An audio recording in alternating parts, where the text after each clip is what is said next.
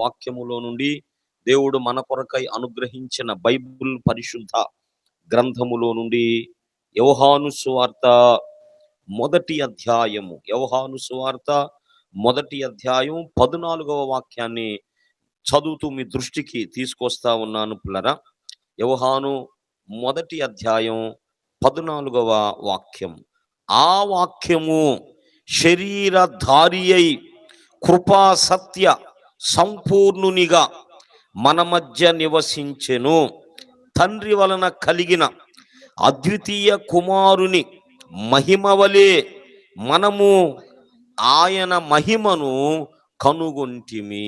దేవుడి పరిశుద్ధ వాక్యాన్ని మనందరి వినికిడిలో ధ్యానములో దీవించునుగాక. దేవుని పరిశుద్ధాత్మ మనలను దర్శించునుగాక, బోధించునుగాక.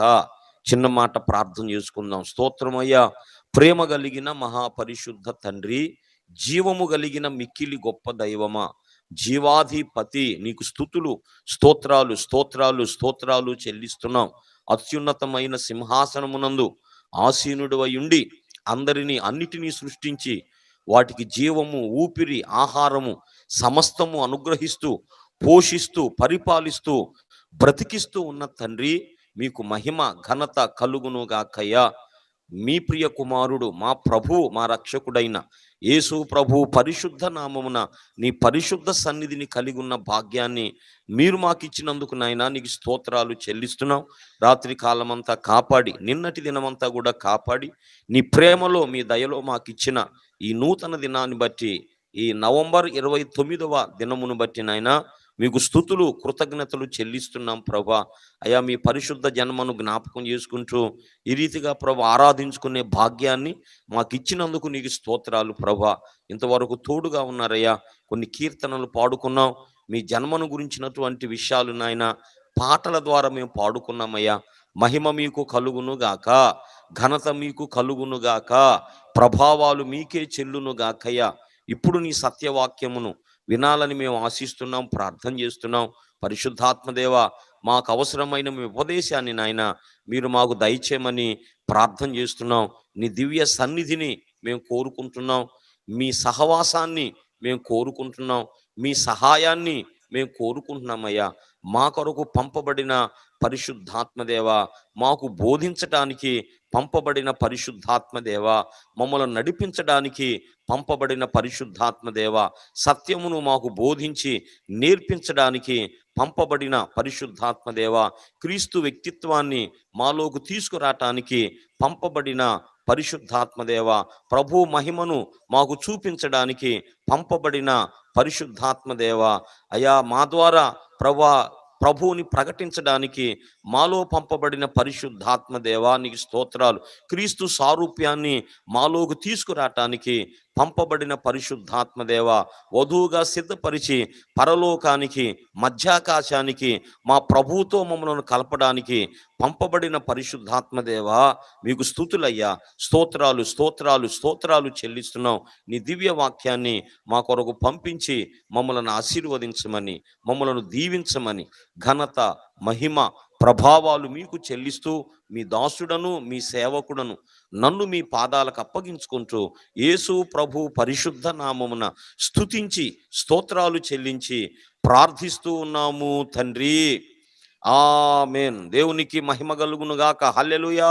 మంచిది. మనం చదువుకున్నటువంటి లేఖన భాగంలో మరి యోహాను భక్తుని ద్వారా ప్రభువుని గురించి వ్రాయబడినటువంటి పరిశుద్ధ లేఖనాలు. ఆ వాక్యము అన్నాడు కదా. ఏ వాక్యము? ఆ వాక్యము అంటే మొదటి వచనంలో ఉన్న వాక్యం. ఆ వాక్యం అనగా ఆదిలో ఉన్నటువంటి వాక్యము. ఇన్ ది బిగినింగ్ అన్నమాట. ఆదిలో ఉన్న వాక్యము అంటే మొదట ఉన్నటువంటి వాక్యము.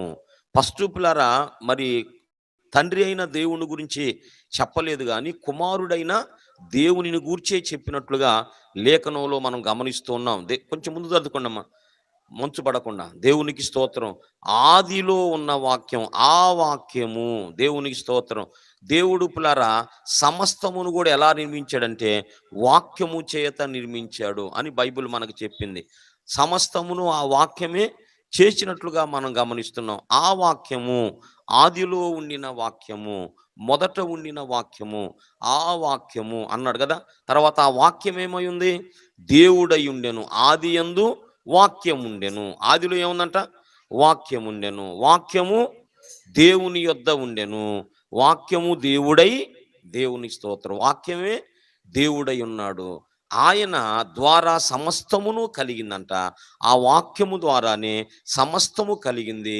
ఆయన లేకుండా ఏది కూడా కలుగలేదు. అంటే మనం చూస్తున్నటువంటి ఈ సృష్టి అంతా కూడా పిల్లరా ఎవరి ద్వారా కలిగిందంట? వాక్యము ద్వారా కలిగింది. భూమి ఆకాశములు, భూమి ఆకాశము, ఇందులో ఉన్న సమస్తము కూడా పిల్లరా వాక్యమును బట్టి కలిగింది. దేవునికి స్తోత్రం. కాబట్టి ఆ వాక్యము, అన్నీ చేసిన వాక్యము, అందరికి జీవమునిచ్చినటువంటి వాక్యము, ఆ వాక్యము ఒక సందర్భంలో ఏమైందంటే శరీరధారి అయి ఉన్నది. దేవునికి స్తోత్రం. ఏమైంది? శరీరధారి అయి, ఆ వాక్యము శరీరధారి అయి, అంటే శరీరాన్ని ధరించుకోక మునుపు దేవుడున్నాడు కదా. వాక్యమై ఆయన పరలోకమున్నాడు. ఒక సందర్భంలో ఆయన నీలాంటి నాలాంటి ఈ మానవ శరీరాన్ని ఆయన ధరించుకోవలసి వచ్చింది. అయితే ఈ మానవ శరీరాన్ని ధరించుకోక మునుపు ఆయన ఉన్నాడు. ఆయన పరలోకంలో ఉన్నాడు. తండ్రి కుడిపార్శ్వమున ఆయన ఉన్నాడు. అంతా కూడా తండ్రి ఆజ్ఞాపించినట్లుగా ఆయన జరిగించాడన్నమాట. దేవునికే మహిమ కలుగును గాక. మరి ఆదిలో ఆయన ఉన్నాడు. ఆదిలో పరమపిత సృష్టిని చేయునెడా, ఆదిలో పరమపిత సృష్టిని చేయునెడా, ఈ మహిమాద్యుడే దేవునికి బాహువాయే గదా, ఈ మహిమాద్యుడే దేవునికి బాహువాయే గదా, ఈ మహిమాద్యుడే దేవునికి బాహువాయే గదా.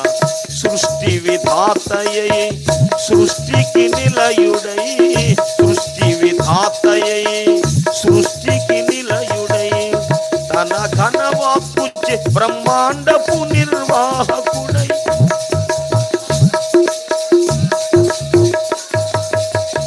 భువనములన్నిటికి ఆధారము తానాయే గదా,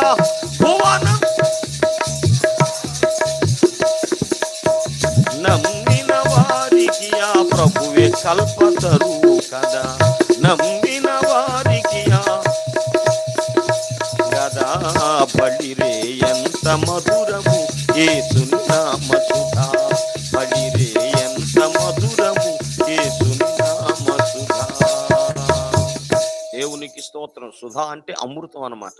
అంటే యేసు ప్రభు జీవితం అనేది మనకు అమృతము లాంటిది. ఆయన జీవితం అంతా కూడా మనలను బ్రతికించేది అని భక్తుడు వ్రాసాడు పిల్లరా. ఆ వాక్యము ఆదిలో ఉన్న వాక్యము, తండ్రి యొద్ద ఉన్న వాక్యము, అన్నిటినీ చేసిన వాక్యము, అన్నిటికీ జీవమునిచ్చినటువంటి వాక్యము, ఆ వాక్యము అంటే యేసు ప్రభువారు శరీరాన్ని ధరించుకొని లోకానికి రాకమునుపు ఆయన పరలోకంలో ఉన్నాడు. పలుమార్లు చెప్పాడు, నేను పరలోకములో నుండి దిగి వచ్చి తిని. ఎక్కడి నుంచి వచ్చాడంట? పరలోకములో నుండి దిగి వచ్చి తిని. మహిమను విడిచి యేసు ప్రభు ఈ లోకానికి వచ్చాడు. యేసు ప్రభు గురించి మనం ఆలోచిస్తే ఆయన ఈ లోకానికి రాకమునుపు పరలోకంలో ఉన్నాడు. ఈ లోకానికి రాకమునుపు ఆయన తండ్రి యొద్ద ఉన్నాడు. ఈ లోకానికి రాకమునుపు యోహాను 17 ప్రకారం ఆయన మహిమలో ఉన్నాడు. ఎక్కడున్నాడు? ఈ లోకానికి రాకమునుపు ఆయన మహిమలో ఉన్నాడు. దైవత్వాన్ని కలిగిన వాడుగా ఉన్నాడు. అందరి చేత, దేవదూతల చేత పూజించబడేవారుగా ఆయన ఉన్నాడు. దేవునితో అది ఆయన స్టేటస్ అన్నమాట. దేవుడుగా ఉన్నాడు, తండ్రి దగ్గర ఉన్నాడు, పరలోకంలో ఉన్నాడు, మహిమ కలిగి ఉన్నాడు ఆయన.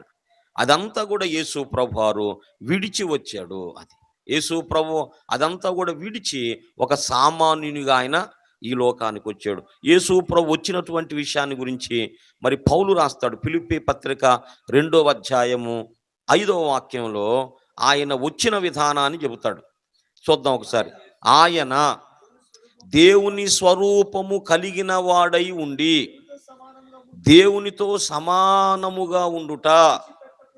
ఆ వచనాన్ని మనం అర్థం చేసుకోవాలా. ఏమై ఉన్నాడు? ఆయన దేవుని స్వరూపము కలిగిన వాడై ఉండి. ఎలాగున్నాడంట? దేవుని స్వరూపము కలిగిన వాడు ఉన్నాడు. దేవునితో సమానముగా ఉన్నాడు. తక్కువ కాదు, ఎక్కువ కాదు. దేవునితో ఎలాగున్నాడంట? సమానంగా ఉన్నాడు. ఈ విషయాన్ని ఎట్లా అర్థం చేసుకుంటారు? ఈ దినాల్లో యేసు ప్రభు దైవత్వాన్ని, గొప్పతనాన్ని తక్కువ చేసి మాట్లాడేటువంటి వారు కొందరున్నారు. పిల్లరా, యేసు ప్రభు ఎవరంటే దేవుని స్వరూపము కలిగిన వాడు. తర్వాత దేవునితో ఆయన సమానుడు, దేవునితో సమానుడు. దేవుని స్తోత్రం. దేవుడు పిల్లరా ప్రారంభంలో మరి తొలి మానవుడు ఆదామును చేశాడు. ఆదాముకు తోడుగా హవ్వను కూడా చేశాడు కదా. హవ్వను చేశాడు, భారీగా ఇచ్చాడు. అయితే దేవుడు అంటాడు కదా, సాటి అయిన సహాయము అన్నాడు. అది ఆదాముకు హవ్వ ఎవరంటమా? సాటి అయిన సహాయము అంటే సమానమైన అని మాట అన్నమాట.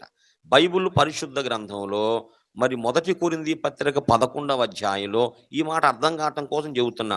స్త్రీకి వేరుగా పురుషుడు లేడు, పురుషుని వేరుగా స్త్రీ లేదు. పిల్లరా, పురుషుని కొరకు స్త్రీ నిర్మించబడింది, స్త్రీ కొరకు పురుషుడు నిర్మించబడ్డాడు. అంటే దేవుని దృష్టిలో ఇద్దరు సమానం అన్నమాట. కానీ సమాజం ఏమంటుంది? స్త్రీ తక్కువ, పురుషుడు ఎక్కువ అన్నట్టుగా మాట్లాడుతుంది. అట్లాగా దేవుడు అలా చేయలేదు పిల్లరా. దేవుడు సమానముగా చేశాడు. అయితే వారికి ఇవ్వబడినటువంటి ఆజ్ఞలు ఉన్నాయి. వారికి ఇవ్వబడిన ఆజ్ఞలను బట్టి వాళ్ళు అలా కనబడతారు. కానీ అవి కూడా లేకపోతే మనిషి మనుగడ లేదు. ఆ ఆజ్ఞలు స్త్రీ పాటించాలి. దేవుని ఆజ్ఞలు ఈక్వల్గా ఇవ్వబడినాయి. పురుషుని భర్తకి ఇవ్వబడిన ఆజ్ఞలు భర్తకి ఇవ్వబడ్డాయి, భార్యకి ఇవ్వబడిన ఆజ్ఞలు భార్యకు ఇవ్వబడ్డాయి. అంత మాత్రాన ఒకళ్ళు ఎక్కువ ఒకళ్ళు తక్కువ అని కానే కాదు, ఈక్వల్ అన్నమాట. అది సమానమైనటువంటిగా ఉన్నది. అయితే పురుషుడేమో క్రీస్తుకు సాదృశ్యంగా ఉన్నాడు, స్త్రీ ఏమో సంఘమునకు సాదృశ్యంగా ఉన్నది. అయితే దేవుడు కూడా సంఘాన్ని ఏం చేస్తున్నాడంట? మనలను మహిమపరిచినప్పుడు సంపూర్ణత, సమానమైన సంపూర్ణత అనే మాట ఎఫెసీ పత్రిక ఉండిద్ది అన్నమాట. క్రీస్తుకు కలిగినటువంటి సంపూర్ణతలోకి మనం వస్తాం. సంఘమంతా ఎలా వచ్చిందంటే క్రీస్తులాగా మారిపోతారు. క్రీస్తుకు కలిగిన సంపూర్ణత. చూడండి ఆ మాట ఒకసారి. ఎఫెసీ పత్రిక 4వ అధ్యాయం. మనమందరము విశ్వాస విషయములోను దేవుని కుమారుని గూర్చిన జ్ఞాన విషయములోను ఏకత్వము పొంది సంపూర్ణ పురుషుల మగు వరకు, అనగా క్రీస్తునకు కలిగిన సంపూర్ణతకు సమానమైన సంపూర్ణత గలవారమవుతాము. ఆయనకు ఎలాంటి సంపూర్ణత ఉందో అలాంటి సంపూర్ణతను సంఘానికి ఇస్తున్నాడు. ఆయనకి ఎలాంటి మహిమ ఉందో ఆ మహిమ సంఘానికి ఇస్తున్నాడు. ఆయనకి ఎలాంటి అధికారం ఉందో అధికారాన్ని సంఘానికి ఇస్తున్నాడు. ఆయన సింహాసనం మీద మనల్ని కూర్చోబెట్టబోతున్నాడు. దేవునికే మహిమ కలుగును గాక. పిల్లరా, ఆజ్ఞను బట్టి, వాక్యాన్ని బట్టి ఇలా చెప్పాడు. కానీ దేవుని దృష్టిలో ఏంటంటమ్మా? ఇద్దరు కూడా సమానులే. సంఘము యేసు ప్రభువారు అన్నాడు, భార్యాభర్తలు సమానం. అంటే ఆజ్ఞలను బట్టి మనం అలాగూ ప్రభువుని మహిమపరుస్తున్నాం. దేవుడు అలాంటి పరిస్థితిలోకి మనలను తీసుకెళ్తాడు. అలా చేయటం దేవునికి మహిమ. ఎందుకొరకు ఇదంతా చెప్పానంటే, తండ్రి కుమారులు అనేవాళ్ళు ఉన్నారు కదా. అయితే ఇద్దరు సమానులు. అయితే కుమారుడు తండ్రిని ఘనపరుస్తున్నాడు, తండ్రి ఏమో కుమారుని మహిమ పరుస్తున్నాడు. ఆయన అలాంటి మహిమలో ఉన్నాడు, సమానుడుగా ఉన్నాడు, దేవుని సారూప్యంలో ఉన్నాడు, దేవుని స్వరూపంలో ఉన్నాడు, దేవునితో సమానుడుగా ఉన్నాడు. దేవుడున్న స్థలంలో యేసు ప్రభువారు ఉన్నాడు. ఇది ఆయన ఒకప్పటి పరిస్థితి. ఎక్కడున్నాడు? దేవునిగా ఉన్నాడు, దేవునితో సమానంగా ఉన్నాడు, దేవుని సారూప్యాన్ని కలిగి ఉన్నాడు, పరలోకంలో ఉన్నాడు, మహిమతో ఉన్నాడు. యేసయ్య ఎలాగున్నాడు? మహిమతో ఉన్నాడు. అయితే ఆయన నీ కోసము నా కోసం అదంతటిని కూడా తొలగించుకున్నాడు. పిల్లరా, యేసు ప్రభువారు ఆయన దైవత్వాన్ని విడిచిపెట్టాడు, మహిమను విడిచిపెట్టాడు, పరలోకాన్ని విడిచిపెట్టాడు, సింహాసనాన్ని విడిచిపెట్టాడు. సింహాసనాన్ని విడిచిపెట్టి ఏమయ్యాడో చూడండి అక్కడ ఫిలిప్పీ పత్రికలో. ఆయన దేవుని స్వరూపము కలిగిన వాడై ఉండి దేవునితో సమానముగా ఉండుట విడిచిపెట్టకూడని భాగ్యమని ఎంచుకొనలేదు. గాని ఎట్లా పుట్టాడంట? మనుషుల పోలికగా పుట్టి, అంటే మనిషి అయ్యాడనమాట. దాసుని స్వరూపమును, అదిగో మనుషుల్లో పుట్టాడు. మనుషుల్లో పిల్లలు 2 రకాలు ఉన్నారు. యజమానులు ఉన్నారు, దాసులు ఉన్నారు. అదే యజమానులు ఉన్నారు, దాసులు ఉన్నారు. అయితే యేసు ప్రభు యజమానుని పాత్రలో రాలా, యజమానునిగా రాలేదంట. ఆయన ఎలాగొచ్చాడు? దాసునిగా వచ్చాడు. దేవునికి స్తోత్రం. ఎలా వచ్చాడు? దాసునిగా వచ్చాడు. ఎంప్టీగా, రిక్తునిగా వచ్చాడంట. ఏమి తీసుకొని రాలా. ఏమీ లేని వాడుగా, ఖాళీ పాత్రగా యేసు ప్రభు వచ్చాడు. కాబట్టి ఇందులోంచి మనకొక తలంపు, ఒక మాదిరి ఏమిటంటే, యేసు ప్రభువారు ఎవరో ఒక సందర్భంలో అన్నాడు కదా, శిష్యులు కొట్లాడుకుంటున్నారు. శిష్యులు ఎంతమంది? 12 మంది కదా. ఫాలోవర్ చాలా మంది ఉన్నారు. వాళ్ళలో ఒక భేదాభిప్రాయం కలిగిందయ్యా. నేను పెచ్చు, నాకంటే ఆయన తక్కువ, నాకంటే ఈయన తక్కువ అన్నట్టుగా మాట్లాడుకుంటున్నారు. పిల్లలు ఇలా ఎప్పుడు ఉండకూడదు. అప్పుడు యేసు ప్రభు అన్నాడు కదా, పిలిచి ఏమన్నాడు ప్రభు? మనుష్య కుమారుడు పరిచారము చేయించుకొనుటకు రాలేదు గాని, పరిచారము చేయుట కొరకును అనేకులకు ప్రతిగా విమోచన క్రయధనముగా అన్నాడు కదా. అంటే నేను పరిచారము చేయుటకొచ్చి తిని. పరిచారకుని మనస్సు అది. మనం కూడా దాసుని మనస్సు కలిగి ఉండాలి. పరిచారకుల మనస్సును మనం కలిగిన వారమై ఉండాలి. పిల్లరా, ఈ పాయింట్ పోగొట్టుకుంటాం మనం. అది దేవుడు ఎక్కడ మనం ఆశీర్వదించబడతామో, ఎక్కడ దీవించబడతామో ఆ సూత్రాన్ని మనకు చెప్పాడు. కానీ దాన్ని మనం ఫాలో కాలేకపోతాం. ఎక్కడ చెప్పాడంటే, తన్ను తాను తగ్గించుకున్నవాడే హెచ్చించబడతాడు. యేసు ప్రభువారు పిల్లరా ఎంతవరకు తగ్గించుకున్నాడంట? మానవుడయ్యాడు, మనుషుడయ్యాడు, దాసుడయ్యాడు, రిక్తుడయ్యాడు. అదే మనుష్య రూపం దాల్చుకున్నాడు. రెండవది ఆయన రిక్తుడయ్యాడు, దాసుడుగా మారాడు, దాసునిగా మారాడు. మానవుడు, దాసుడు, రిక్తుడు 3 పాత్రల్లో ప్రభు వచ్చాడు. వాస్తవంగా ఆయన మానవుడా దేవుడా? యేసు ప్రభు ఎవరు? రోమా పత్రిక 9:5 చూడండి ఒకసారి. రోమా పత్రిక 9వ అధ్యాయం 5వ వచనం. పితరులు వీరివారు శరీరమును బట్టి క్రీస్తు వీరిలో పుట్టెను. ఈయన సర్వాధికారి అయిన దేవుడయుండి అది నిరంతరము స్తోత్రార్హుడై ఉన్నాడు. ఈయన ఎవరంటమ్మా? సర్వాధికారి అయిన దేవుడు. అది పిల్లరా, ఈ దినాల్లో పిల్లరా కొంతమంది బయలుదేరారు. మరి దైవజనును కూడా ఒక అతను విమర్శిస్తూ ఒక మెసేజ్ చేశాడు. ఎంతమంది అది మీ దృష్టికి వచ్చిందో లేదో. తీతు పత్రిక ఉన్న దాన్ని బట్టి ఆయన విమర్శించాడు అనమాట. తీతు పత్రికలో ఉన్న ఆ పరిస్థితిని దైవజనులేమో దేవుడని చెప్పాడు, అతడేమో దేవుడు కాడు. అక్కడ యేసు ప్రభుని దేవుడుగా పౌలు చెప్పలా, సరిగా చదవమంటాడు. చదవండి ఇప్పుడు మీరు. అనగా మహాదేవుడును మన రక్షకుడునైన యేసుక్రీస్తు ప్రత్యక్ష యొక్క మహిమ కొరకు ఎదురు చూచుచు అన్నాడు కదా. మహాదేవుడు మన రక్షకుడైన యేసు ప్రభు అన్నాడు. మహాదేవుడును అది అంటే రెండు, మహాదేవుడును మన రక్షకుడు అన్నాడు. మహాదేవుడు వేరు, మన రక్షకుడైన దేవుడు వేరు, అది అన్నమాట. అయితే అక్కడ కామా ఉంది, ఏమన్నా కామా లేదు కదా, అంటే కంటిన్యూ అన్నమాట. అది కంటిన్యూ. అయితే ఇద్దరు కూడా వేరైన వ్యక్తులుగా కనపడితే అక్కడ చిన్న కామా ఉండిద్ది అన్నమాట. కామా ఉండింది. మహాదేవుడును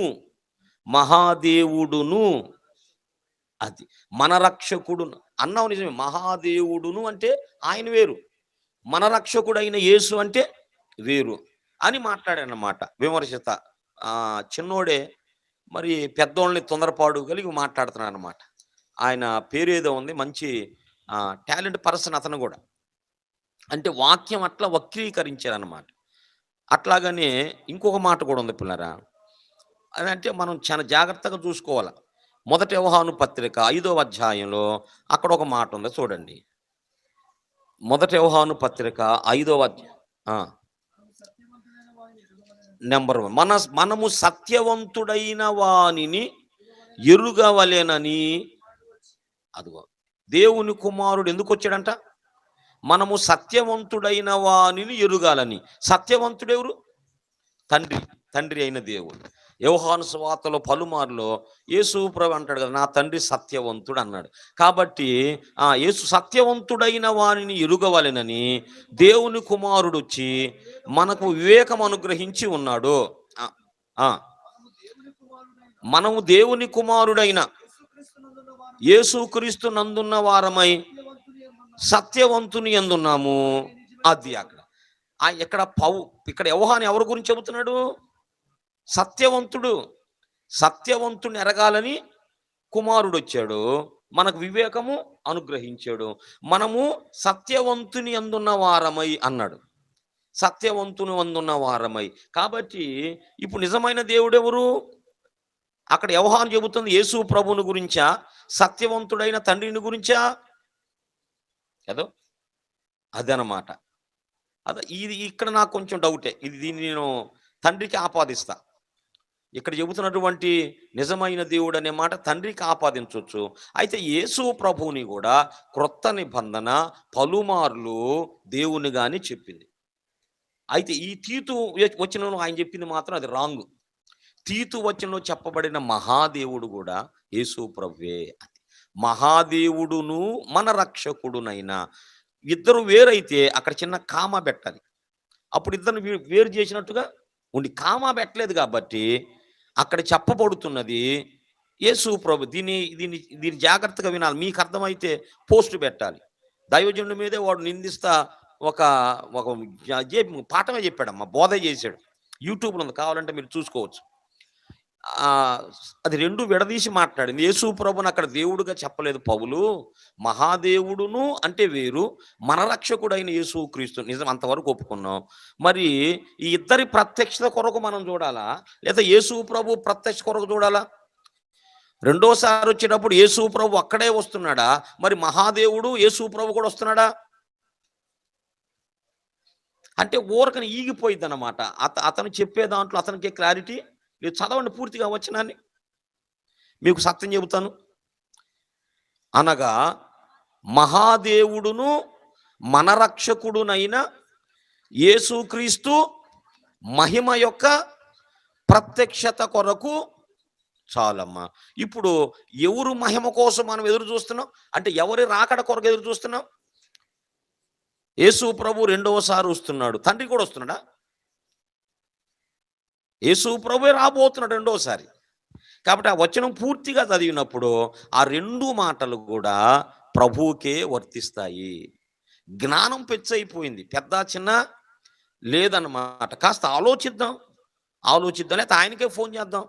అసలు ఇలాగ అన్నారు సార్, మరి దాన్ని మీకు కొంచెం నాకు తేడాగా ఉంది పిల్లరా. నాకు మొదటి యోహాను పత్రిక మాత్రం అందులో డౌట్ లేదు. అక్కడ చెప్పబడినది మాత్రం సత్యవంతుడైన తండ్రి. సత్యవంతుడైన తండ్రిని గురించి చెప్పటానికే యేసు ప్రభు వచ్చాడు, వివేకం ఇచ్చాడు. మనం సత్యవంతుని యందు మనం ఉన్నాము. ఆయనే నిజమైన దేవుడు, నిత్యజీవం. అక్కడ చెప్పబడుతుంది యేసు ప్రభువుని గురించి మాత్రం కాదు, సత్యవంతుడైన దేవుని గురించి. ఆ విషయంలో ఏకీభవిస్తాను అనుకుంటే. అయితే నిజమైనటువంటి మాట యేసు ప్రభు కూడా ఆపాదించబడింది. యేసు ప్రభు ఎవరంటే నిజమైన వెలుగు అని మాట ఉంది. నిజమైన వెలుగు యేసు ప్రభు. నిజమైన దేవుడు కూడా ఆ మాట కూడా ప్రభువుకే ఆపాదించవచ్చు. తర్వాత అట్లాగా అక్కడ కాకపోతే కాపోయింది. ఇక్కడ తీతు పత్రికలు చెబుతున్నది మాత్రం అది కంటిన్యూగా చెప్పాడు కాబట్టి కదా.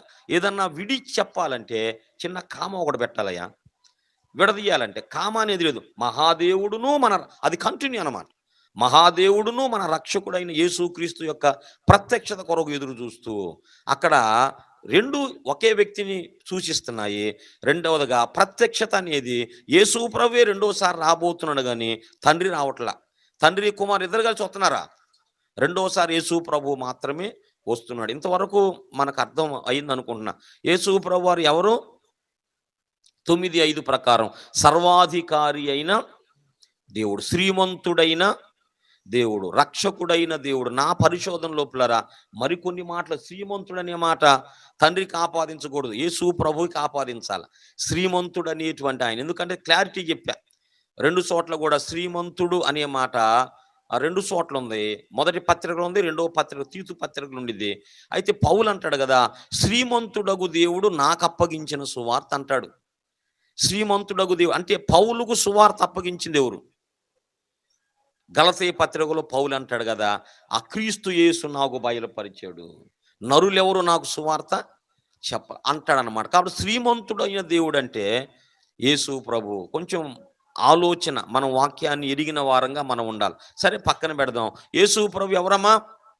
దేవుడు కదా. ఎవరైనా దేవుడు, వాక్యమై ఉన్న దేవుడు, సర్వాధికారి అయిన దేవుడు, మహా శ్రీమంతుడైన దేవుడు. ఇలాగ అనేక మాటలు ప్రభువుకు మనం ఆపాదిస్తాం పిల్లరా.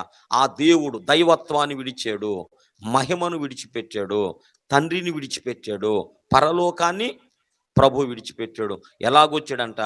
ఎలాగొచ్చాడంటే మానవుడయ్యాడు, మానవులలో దాసుడయ్యాడు. ఏమీ లేనివాడుగా యేసు ప్రభు వచ్చాడంట. దేవుని స్తోత్రం. కాబట్టి ఇది మన హృదయంలో ఉండాలి. నా ప్రభువు నా కోసం ఇలాగ అయ్యాడు కాబట్టి నేను కూడా ఇలాగుండాలి. అర్థమైందా? అంటే మన మీద భేదవారం ఉండాలని కాదు, అలాంటి మనస్సు కలిగి ఉండాలి. ఏది ఉన్నప్పటికి కూడా పిల్లరా మనము దాసులంగా మనం ఉండాలి. ప్రభువు మన కొరకు దాసుడయ్యాడు. అలాంటి మనస్సును మనం కలిగిన వారమై ఉండాలి.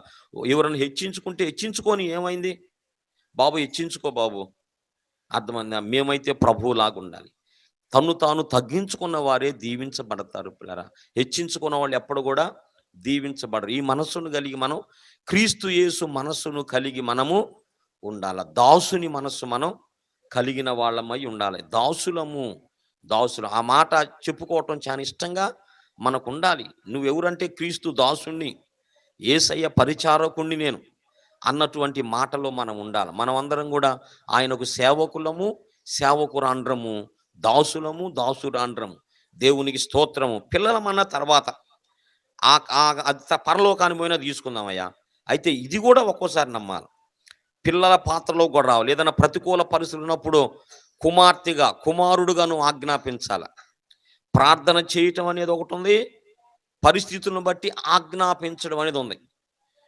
యేసు ప్రభు ప్రార్థన చేయమన్న యేసు ప్రభువే కొన్నిసార్లు గద్దించమన్నాడు, ఆజ్ఞాపించమన్నాడు. ప్రతికూలపు పరిస్థితులను ఏం చేయాలి? ఒక పరిస్థితి నీకు కనబడినప్పుడు అది దేవునిదా సాతాను అని నీకు అర్థమైంది. ఈ విధమైన పరిస్థితి నా ప్రభువుది కాదు, యేసు నామములో ఈ పరిస్థితి అంతా తొలగిపోవునుగాక. అది ఒక ఇంటికి పోయా, అక్కడ మంచి బిడ్డే ప్రార్థనా గడగడ వణుకుతా భయంకరమైన దీనస్థితిలో ఉంది రోగంతో. అప్పుడు నాకు పరిశుద్ధాత్మదేవుడు బయలుపరిచి, ఈ పరిస్థితి నేను కోరుకునేది కాదన్నాడు. ఇలాగుండడం నేను కోరుకున్న దాంట్లో కాదు. అప్పుడు ప్రార్థన చేశా, ప్రభువా ఈ పరిస్థితి నీ ప్రణాళికలో లేదు నాయన, మేము ఇలాగ ఉండాలని నువ్వు అనుకోవటం లేదో, మేము ఇలాగ ఉండాలని నువ్వు కోరుకోవటం లేదా? యేసు నామములో ఈ పరిస్థితి అంతా మారిపోవును గాక, ఈ ప్రతికూల పరిస్థితి అంతా తొలగిపోవును గాక. ఒక చీకటి పరిస్థితి ఇక్కడ ఉంది, ఒక చీకటి వాసన ఇక్కడ వస్తుంది. యేసు నామములో ప్రార్థన చేయాలి. ఒక పరిస్థితి నీకు అర్థమైపోయింది అన్నమాట. ఒక వ్యక్తి పరిస్థితి నీకు అర్థమైంది. దేవుడు కోరుకున్నట్టుగా ఈమె లేదు, దేవుడు అనుకున్నట్టుగా ఈ పరిస్థితులు లేవు. దేవుడు అనుకున్న దానికి, దేవుడు సిలువలో చేసిన దానికి ఈమె జీవితము, ఈమె కుటుంబము, ఈమె పరిస్థితి చాలా డిఫరెంట్గా ఉంది. ప్రభువా నువ్వు కోరుకున్న పరిస్థితి కాదయ్యా, ఇదంతటిని తొలగించు అని మనం ప్రార్థన చేసి ఆజ్ఞాపించాల. యేసు నామములో ఈ పరిస్థితి అంతా తొలగిపోవునుగాక. యేసు నామములో ఈ దరిద్రత, నా ప్రభు దరిద్రంగా ఉండాలని కోరుకోలా. అది నా ప్రభు ఇలా ఉండాలని కోరుకోలా. నా ప్రభు నన్ను గురించి కోరుకున్నది ఒకటి, ఇప్పుడు నేనున్నది ఒకటి. అది అలా ప్రార్థన చేయాల. దేవుడు నేనుండాలని కోరుకున్న జీవితం ఒకటి, ఇప్పుడు నేను జీవిస్తున్న జీవితం ఒకటి. నా దేవుని కోరికకు, నా దేవుని ప్రేమకు వేరుగున్న ఈ పరిస్థితి యేసు నామములో తొలగిపోవునుగా కన్నారు. అది అప్పుడు దేవుడు కోరుకున్న, ప్రభా నీ కుమారుని ద్వారా నాకు ఏ జీవితం అయితే నువ్వు ఇచ్చేవో ఆ జీవితం నాకు ఇయ్యా అని మనం కోరుకోవాలి, ఆజ్ఞాపించాలా. కొన్ని పరిస్థితులను మనం గద్దించాలా. దేవునికి స్తోత్రం. యేసు ప్రభు దాసుడయ్యాడు, దీనుడయ్యాడు, రిక్తుడయ్యాడు. ఆ వాక్యము శరీరధారి అయి, అంటే శరీరధారి అయి ఉన్నాడంటే అంతకుముందు ఏముందో మనకు తెలియదు, ఆ ఆత్మరూపం ఏందో మనకు తెలియదు. దేవుడు ఎలాగుంటాడంటే ఆత్మ కదా, దేవుడు ఆత్మ గనుక అన్నాడు బైబిల్లో. అంటే ఆత్మ కూడా రూపం ఉంది మళ్ళీ. ఆత్మ సంబంధమైన శరీరం ఒకటి ఉంది, మళ్ళా ఆత్మ సంబంధమైన శరీరం ఉంది, భౌతికమైన శరీరం ఉంది. ఇది ఎక్కడుందంటే ఇక చెప్పటానికి సమయం లేదు. 1 కొరింథీ పత్రిక 15వ అధ్యాయంలో పిల్లరా 2 శరీరాల గురించి మాట్లాడతాడు. ఒకటేమో భౌతిక శరీరం, ఒకటేమో ఆత్మీయ శరీరం. కాబట్టి ఆయన ఆత్మే కానీ ఆత్మ కూడా రూపం ఉంది. కాబట్టి ఆయన ఆత్మరూపులు అంటారు వాళ్ళని. యేసు ప్రభు ఇలా లేడు, ఆయన ఆత్మరూపిగా ఉన్నాడు. ఆ ఆత్మరూపి శరీర రూపాన్ని ధరించుకున్నాడు. నాలాంటి శరీరాన్ని ఆయన తీసుకోవాల్సి వచ్చింది. ఆయన శరీరధారి అయి ఈ లోకానికి వచ్చాడు. దేవుడు మానవుడై ఈ లోకానికి వచ్చాడు. ఎందుకు వచ్చాడంటే పిల్లరా, అక్కడ చెప్పాడు కదా, కృప సత్య సంపూర్ణుడై మన మధ్య నివసించెను. ఏమైందయ్య వాక్యం? ఆ వాక్యము శరీరధారి అయి కృప సత్య సంపూర్ణునిగా మన మధ్య నివసించెను. దేవునికి స్తోత్రం. ఆ మాట మీకు అర్థం కావాలి ఈ ఉదయకాలం. కృప సత్య సంపూర్ణుడు అంటే కృప చూపుటలో ఐశ్వర్యవంతుడు, సత్య విషయమై సంపూర్ణుడు. అంటే రెండు ఆయనలో ఉన్నాయి. కృప నిండుగా ఉంది ఆయన దగ్గర, సత్యము కూడా నిండుగా ఉంది. సంపూర్ణుడు అంటే అర్థమైంది, సంపూర్ణత అంటే నిండయిన, ఏ కొదువ లేదు. అర్థమై సంపూర్ణత. ఒక కుండ ఉందనుకో, దాని నిండా నీళ్ళు ఉన్నాయి అనుకో, అప్పుడు దాన్ని ఏమంటారంటే సంపూర్ణంగా ఉన్నాయి. గాబులు ఉన్నాయి అనుకో, అది డ్రమ్ములు కదా ఈ దినాల్లో, డ్రమ్ములు ఫుల్గా నిండియా, ఏమైనా వెళ్తుండయా? పైన ట్యాంకులు ఉన్నాయి అనుకో, ట్యాంక్ ఫుల్గా ఉందా? ట్యాంకు ఫుల్గా ఉందనుకో, ట్యాంక్ నిండా నీళ్ళు ఉన్నాయి అనుకో, అప్పుడు ఏమంటాం మనం? నిండుగా, సంపూర్ణం అంటే అది. కాస్త వెళుతున్నా కూడా సంపూర్ణం కాదు అది. సంపూర్ణము అనే మాట చెందదు అది. అంత నిండుగా ఉండాలి అన్నమాట. అర్థం. అది ఏమాత్రం కాస్త కూడా వెలితి లేకుండా నిండుగా ఉన్నటువంటి పరిస్థితిని ఏమంటారంటే సంపూర్ణము, సంపూర్ణత అంటారనమాట. కాబట్టి యేసు ప్రభు కృప సత్య సంపూర్ణుడుగా ఈ లోకానికి వచ్చాడు. దేవునికి స్తోత్రం కలుగును గాక. ఈ రెండు మిళితమైన యేసు ప్రభులు, ఈ రెండు కూడా మనకు కావాలి. కృప కావాలి, సత్యము కావాలి. కృప సత్య సంపూర్ణుడు.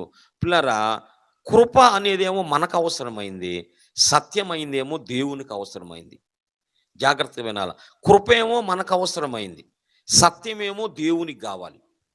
దేవుడు ఎవరంటే సత్యవంతుడు. ఆయన సత్య స్వభావం. ఏ అబద్ధాన్ని, ఏ అసత్యాన్ని ఆయన ఒప్పుకోడు. అబద్ధీకులందరూ మండుగుండంలోకి వెళ్ళిపోతారు.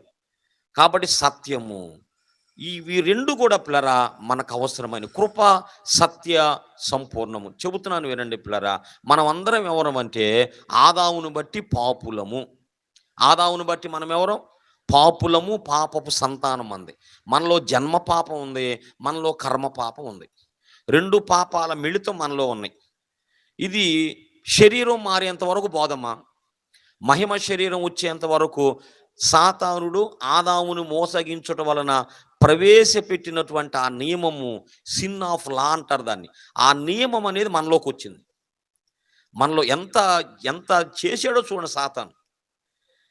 అంటే ఎప్పటికి కూడా మనము విడుదల పొందలేని పరిస్థితి వాడు సృష్టించాడు. దానికి విరుగుడు ఒక్క యేసు ప్రభువే, ఇంకా ఏమి ఉండదు.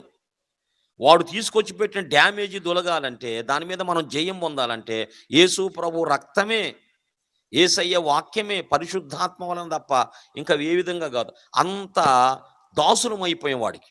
ఒక నియమం మనలోకి వచ్చి, మనమందరం పాపులం, పాపపు సంతానం, పాపము మన పుట్టుక, పాపము మన నైజము, పాపం అనేది ఇక తప్పదది. కాబట్టి పాపం వలన వచ్చు జీతం ఏంటి? అది పాపి మరణించాలి. పిల్లరా, ఇది దేవుడేమో న్యాయవంతుడు. దేవుడు ఎవరు చెప్పండి? న్యాయవంతుడు. ఆయన న్యాయాన్ని చూస్తాడు, సత్యాన్ని చూస్తాడు. కాబట్టి ఇప్పుడు ఆయనకేమో సత్యం కావాలి. చేసే ప్రతిదానికి కూడా ఎందుకు చేసేది? అందులో సత్యం ఉందా? అందులో న్యాయం ఉందా? దేవుడు న్యాయాన్ని, సత్యాన్ని చూస్తాడు. ఇటేమో పాపి. మరి వీడు చేసిన తప్పేం లేదు. పితరుడు చేసిన తప్పును బట్టి, ఆదాము చేసిన తప్పును బట్టి వీడు పాపి అయ్యాడు. లేకపోతే ఆదామును బట్టే నేను పాపి అయ్యాను, ఆదామును బట్టే పాపం చేయాల్సి వస్తుంది. ఆదామే గనక మరి ఆజ్ఞ అతిక్రమించకపోతే పాపం చేయడు, అతను పాపిగాడు. ఆదాము చేసిన పనిని బట్టి మనమందరం పాపులం అయ్యాం. పాపం చేయాల్సిన పరిస్థితి వచ్చింది. వద్దన్నా ఏదో ఒక విధంగా పిల్లరా, అర్థమైందా? ఏదో ఒక విధంగా మనము పాపం చేస్తూనే ఉంటాం. పాపం కొన్ని చేస్తాం, తెలిసి మనం కొన్ని చేస్తూ ఉంటాం. పాపం చేయకపోతే ప్రభు వాళ్ళ దగ్గరకు వచ్చి క్షమాపణ ఎందుకు అడుగుతా? కంటి ద్వారా, నోటి ద్వారా, నాలుగు ద్వారా, చెవుల ద్వారా, కాళ్ళ ద్వారా ఏదో మనసు ఉంది, హృదయం ఉంది. హృదయం ఏంటంటామా? అన్నిటికంటే మంచిది. ఆహా! దేవునికి స్తోత్రం. హృదయం అన్నిటికంటే అది. పిల్లారా ఏదో ఒకటి జరుగుతానే ఉండిద్ది. అందుకే ప్రభువా నన్ను క్షమించయ్యా, ప్రభువా నన్ను క్షమించయ్యా, ప్రభువా నన్ను క్షమించని మనం క్షమించడమే, అడగటమే. ఇదే మనకు మంచిదన్నమాట. ఈ మాట వదిలిపెట్టావా ఇక నీలోకి సాతానొచ్చి కూర్చుంటాడు. ఎప్పుడు కూడా ఏమడుకోవాలి? ప్రభువా నన్ను క్షమించయ్యా, ప్రభువా నన్ను క్షమించు. లూథరన్ మరి వాళ్ళ ఆచార ప్రకారం అదో పాటలన్నీ పాడుకున్నాక ప్రతి సందర్భంలో అది ఏ కూటమైనా సరే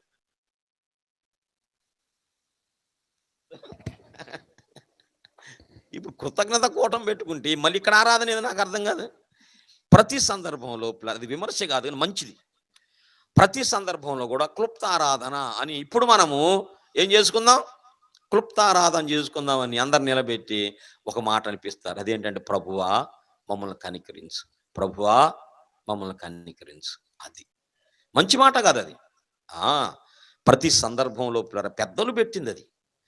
అది అన్ని కొన్ని ఏదో అన్ని విమర్శించడానికి వీలు లేదు. ఇంకోటి ఏంటంటే ఏది పెట్టినా వాళ్ళు పెట్టింది ఏం కాదు.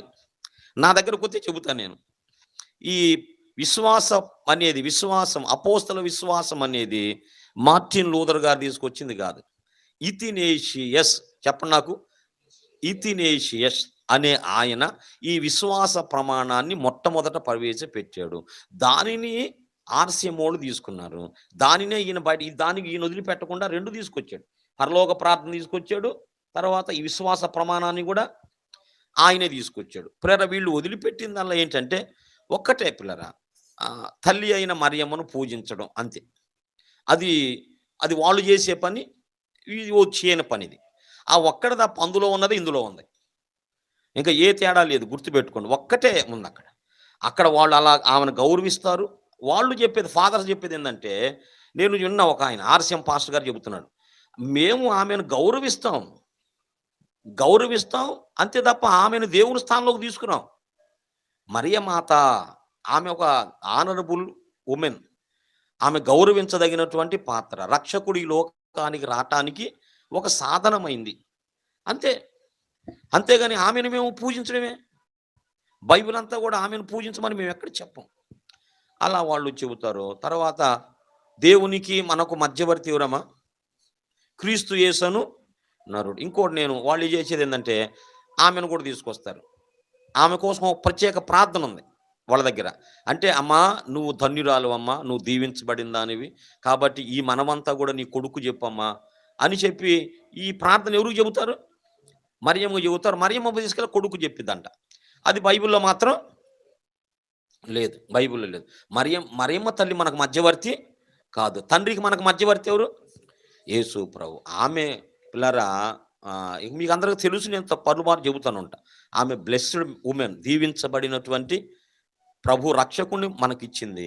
తర్వాత మళ్ళా ఆమె నలుగురు కుమారులు ఉన్నారు, కొంతమంది కుమార్తెలు ఆమెకున్నారు. ఆమె కూడా మేడగదిలో పరిశుద్ధాత్మను పొందుకుంది. ఆమె బ్రతికి దినాలన్నీ కూడా ప్రభువుని ప్రకటించింది. సువార్తను ఆమె ప్రకటించి పరలోకాల్లోకి వెళ్ళింది. దేవునికి స్తోత్రం. నేనేం చెబుతూ వచ్చానంటే కొన్ని అందులో ఉన్నాయే ఇందులోకి వచ్చినాయి, కొన్ని ఏదో తేడాగా చేశారు, కానీ అందులో ఉన్న చాలావి కూడా మంచివి. అర్థమైందా? చాలా మంచివి ఉన్నాయి. ఎవరిని దూషించడానికి, ద్వేషించడానికి వీల్లేదు. అందులో మనం నేర్చుకోవలసిన చాలా విషయాలు ఆర్సిఎంలో ఉన్నాయి, లూథరన్స్లో కూడా ఉన్నాయి. అందుకే మంచివి మనం తీసుకోవాలి, వాక్య సంబంధమైనవి మనం తీసుకోవాలి, వాక్యాన్ని వేరైనవి మనం పక్కన పెట్టేసుకోవాలి. అందులో ఒకటి ఏమిటంటే క్లుప్తారాధన. ఏంటమ్మా అది? ఏంటది చెప్పండి? ప్రభువా మమ్మల్ని కనికరించయ్యా, ప్రభువా మమ్మల్ని కనికరించయ్యా. అది అన్నమాట.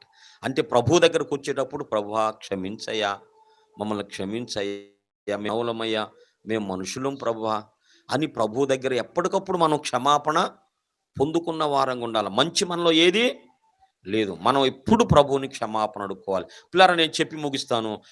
ఇటు మనకేమో కృప కావాలా, దేవునికేమో సత్యం కావాలా.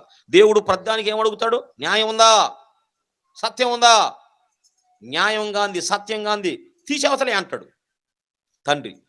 ఇటేమో పాపులం మనం. మరి పాపులం మనం ఎక్కడ పోవాలి? నరకానికి పోవాలి. పాపులకి ఏం కావాలి?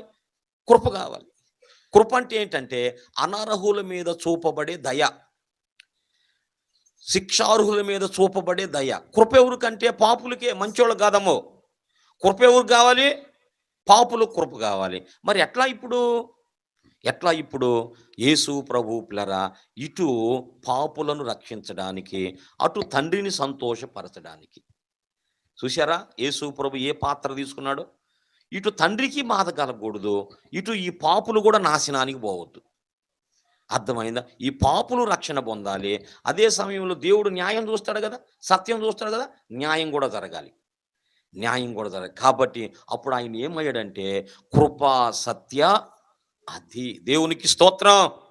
అది ఇటు పాపుల మీద కృప, ఇటు తండ్రికి ఏమో సత్యం. ప్రభు ఈ రెండు నాలో ఉన్నాయ్యా, ఈ రెండు నాలో ఉన్నాయి. కృపా సత్య సంపూర్ణుడు.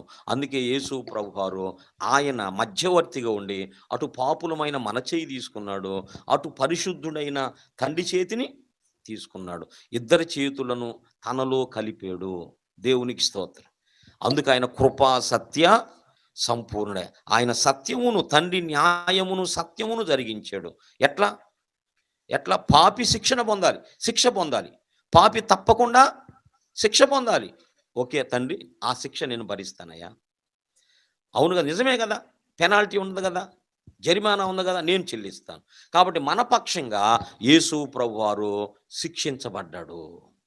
శిక్షించబడి న్యాయాన్ని సత్యాన్ని తండ్రికి చూపించాడు. అంటే తండ్రి సత్యము యేసు ప్రభువులో నెరవేర్చబడింది, ఇటు పాపుల విషయమై కృప చూపించబడింది. ఆయన ఏమయ్యాడంటే కృపా సత్య సంపూర్ణుడయ్యాడు. దేవునికి స్తోత్రం. ఇప్పుడు పిల్లరా, మనము యేసు ప్రభువులుంటే చాలు. ఇప్పుడు మన లోపాలన్నీ కూడా సరిచేయబడి, దుష్టుని కుట్రంతా లయమైపోయింది యేసు ప్రభువులో. హల్లెలూయా.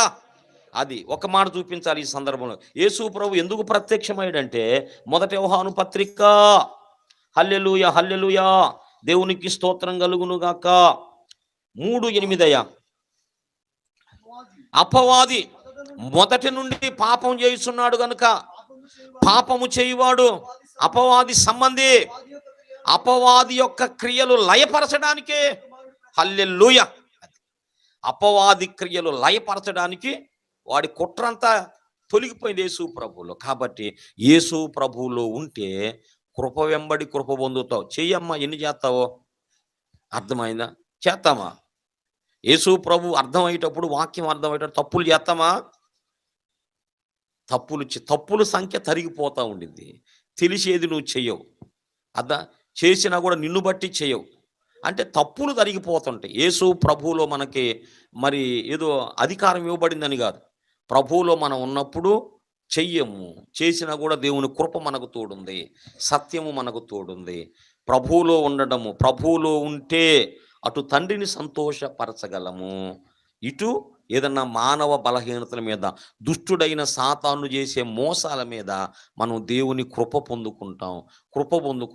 కృప వెంబడి కృప. అలాగు పిల్లరా, ఆ కృపను పొందుకుంటూ మనం ముందుకు పోదాం. దేవుడి మాటలు మనందరి కొరకు దీవించునుగాక.